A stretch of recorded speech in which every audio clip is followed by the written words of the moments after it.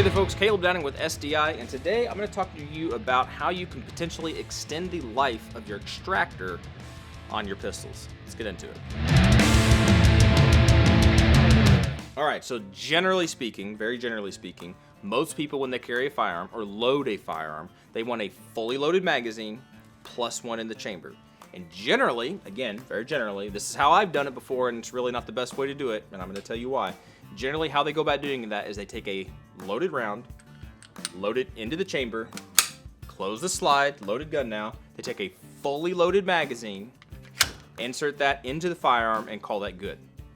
Now, some of you may have cringed because you know what I'm about ready to say, but many of you are probably like, what in the world is wrong with that? Well, I'm going to tell you something. I'm going to show you something best I can why that's really not good for your firearm to load it that way. So let me show you real quick.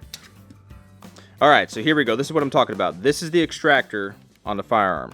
As you can see, it is under spring tension, so we can move that a little bit. All right, it's not fixed in place, but I'm going to show you something. When you go to load the firearm the way you're supposed to do it, you insert the magazine, and I'm going to slowly let the slide go forward and watch the interface between the extractor and the rim of the cartridge right there. Watch that interface. I'm going to do this nice and slow. It goes forward. Do you see that? The extractor is sitting in the groove by the rim of the case. He's already in there. It basically just slipped in like a handshake. Goes in, the slide closes and locks up, and now we have a loaded firearm. Hopefully you were able to see that. What happens whenever we just take a round and stick it in the chamber and then close the slide is basically, if we use this as an example, if we use this little hook as an example for the extractor, right?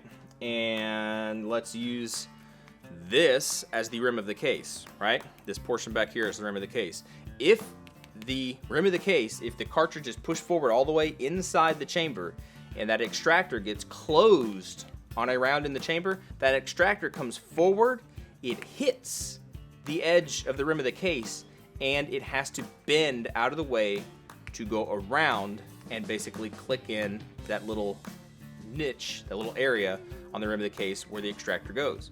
It's not supposed to do that. When you do that over and over and over, you cause excess wear where that extractor keeps beating into the back of that cartridge, to the back of the rim of that case, and over time, what can happen, and I've had it happen on my firearms, that extractor can break.